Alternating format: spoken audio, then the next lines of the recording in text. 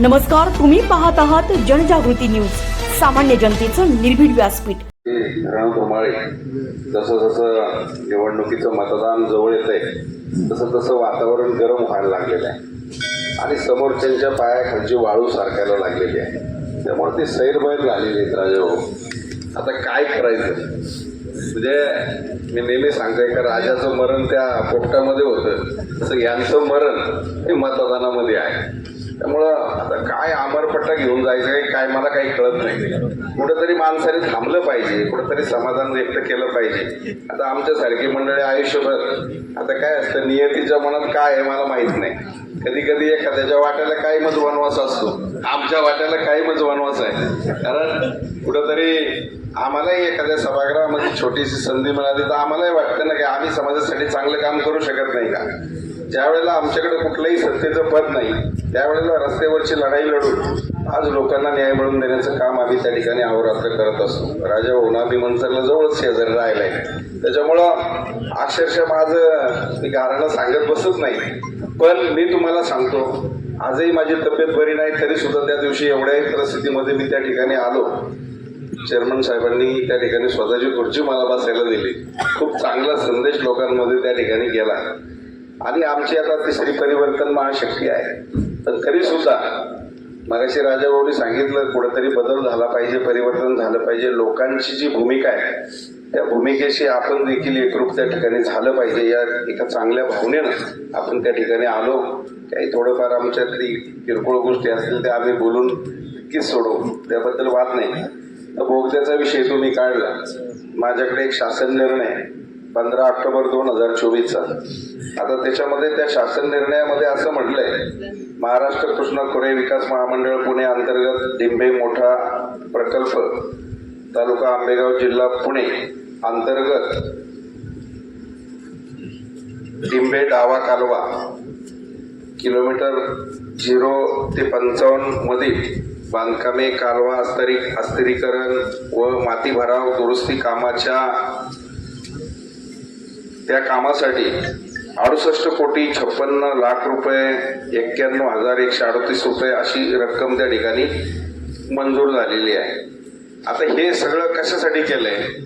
जे डाव्या कॅनलला जे पाणी जातं त्या लोकांची थोडीशी ओरड आहे, माग कालव्यामध्ये गळती आहे, कालवा फुटतो, काही झाडं झुडपं वाढलेले, अनेक काही अशा अडचणी आहेत. तेव्हा मागच्या बाजूला समजा पाणी ज्या क्युसेसनी जायला पाहिजे त्या क्षमतेने त्या ठिकाणी जात नाही, अशी त्या लोकांची ओरड आहे. धरण ज्या वेळेला झालं त्याच वेळेला 6.5 TMC पाणी डाव्या कॅनॉलला, घोड कालवा, मीना कालवा आणि आपला उजव्या कॅनॉलला 6 TMC पाणी, असं त्याच वेळेला पाण्याचं नियोजन ठरलेलं आहे. आणि त्यांचं म्हणणं काय आहे थोडक्यात, हा फार मोठा विषय असं काही समजायचं कारण नाही. पण त्याचा एवढा प्रोपगंडा केला जातोय का जसं काय आता आपल्याला असं चित्र निर्माण केलं जातं की आता परत 72 दुष्काळात जातो काय आपण, काय राजो, असं सगळं चित्र निर्माण केलं जातंय. आता हा शासन निर्णय कशासाठी केलाय तर त्या कालव्याच्या दुरुस्तीच्या कामासाठी केलेला आहे. ज्या वेळेला त्या कालव्याची दुरुस्ती होईल, चांगल्या क्षमतेने, चांगल्या क्रिसेसनं, म्हणजे थोडक्यात चांगल्या लोटानं पाणी जाईल तुमच्या भाषेत आणि मग त्या लोकांची गरज सुद्धा भागेल. एक साधा विषय आहे, तो बोगद्याचा विषय राहतो कुठं? ज्या वेळेला त्यांना चांगल्या क्षमतेनं पाणी जाईल, मागे गळती होणार नाही किंवा काही अडचणी येणार नाही, त्याही लोकांची गरज भागणार आहे. मग बोगदा पाडायचा विषय राहतो कुठं? आता मागच्या आठवड्यात तेच म्हणले बोगदा रद्द झाला आणि आता परत बोगदा आला. आता चाललंय काय? खरंय का नाही? आता पत्रकार माझ्या समोर आहेत, ही गोष्ट खोटी आहे का खरी?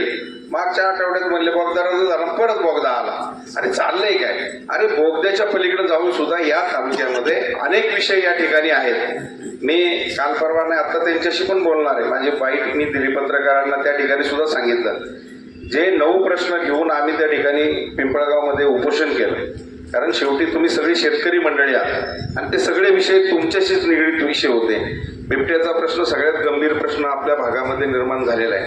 आपल्याला रात्रीची लाईट, म्हणजे आपण पाणी भरायला रात्री जायचं, तिकडे वाघाने ओढून नेलं पाहिजे आपल्याला, आणि आपल्याला पैसे किती 25 लाख. अरे माणसाची कुठं जीवाची किंमत होऊ शकते का? मला सांगा, अख्ख्या जगाची संपत्ती जरी आणून ओतली तरी माणूस येईल का परत? तुम्ही याच्यासाठी काहीतरी भूमिका घ्या. ही आमची भूमिका आहे. शेतकऱ्यांना दिवसा लाईट द्या, दुधाच्या बाबतीमध्ये आता दादांनी त्या बाबांनी मगाशी मांडलं, सत्य परिस्थिती आहे. तुम्ही पहा पशु खाद्याचे दर काय झाले, खर्च किती वाढलाय. आज दुधाला तुम्ही अनुदानामध्ये त्या ठिकाणी 5 रुपयाचं 7 रुपये केलं, 30 रुपयाचं परत 28 रुपये केलं. अनुदान नाही मिळालं. नाही थांबा ना, सांगतो ना मी सगळं. त्याचं 30चं 28 केलं, परत 5 रुपयाचं 7 रुपये केलं. त्याला एवढ्या अटी शर्ती घातल्यात. मागच्याही वेळेचं अनुदान बऱ्याच लोकांना मिळालं नाही, काहींना मिळालं. आताही तीच परिस्थिती आहे. आणि इथं आम्हाला शेतकऱ्याला कोण उधार राहतंय का? 1 मिनिटं कोणी उधार राहत नाही आम्हाला. आणि तुमचं अनुदान येणार 3 आणि 4 महिन्यांनी, परत तुम्ही अनुदान 3-4 महिन्यांनी येणार, परत तोपर्यंत आम्ही उधार राहायचं. आमचं म्हणणं काय, 2017 साली जे 5 रुपये अनुदान आमचंच आंदोलन राजू शेट्टींचं झालं, त्यावेळेला जे काही अनुदान मिळालं थेट शेतकऱ्यांना रोज पैसे मिळत होते. आणि यांचा डाटा शासनाकडे गेल्यानंतर यांना ते पैसे जमा होत होते. म्हणजे आत्ताचं सरकार बाजू कुणाची घेते? शेतकऱ्याची घेत नाही, पहिले त्यांची बाजू घेते. जे चोर आपलं खाऊन माजलेत ना, त्यांची बाजू आता हे सरकार घेते. तुमचं त्यांना पडलेलं नाही. अरे खाली शेतकऱ्याची अवस्था काय, त्याला कोणी उधार राहत नाही. त्यांनी त्याचं घरदार कशावर चालवायचं? तुम्हाला वरती बसलेल्यांना थोडी तरी लाज वाटली पाहिजे का आपण निर्णय घेताना कशा पद्धतीने घेतोय. त्यावेळेला जर त्या गोष्टी सक्सेस झाल्या तर त्याच धर्तीवर आमचं तेच म्हणणं होतं की त्याच धर्तीवर ठीक आहे 35 रुपये दे, आम्ही 40 रुपयाची मागणी करतोय. आज राहुरी कृषी विद्यापीठानं काढलेला 1 लिटरचा उत्पादन खर्च जर आपण पाहिला तर मी तुम्हाला सांगतो, आणि स्वामीनाथन आयोगाच्या सूत्राप्रमाणे जर त्याला धरलं तर राजा भाऊ लिटरला भाव किती मिळाला पाहिजे शेतकऱ्याला. पण आम्ही ते म्हणत नाही. कमीत कमी बाबा 40 रुपयांनी तरी द्या, पण ते थेट द्या ना. म्हणजे आता आम्ही जनावरांचं करायचं काय? म्हणजे असा दुधाचा प्रश्न असेल, ऊसाच्या बाजारभावाच्या संदर्भात सुद्धा 263चा हिशोब आम्ही दिलाय, त्याच्यावर चकार शब्द बोलायला तयार नाही. आता काय झालं?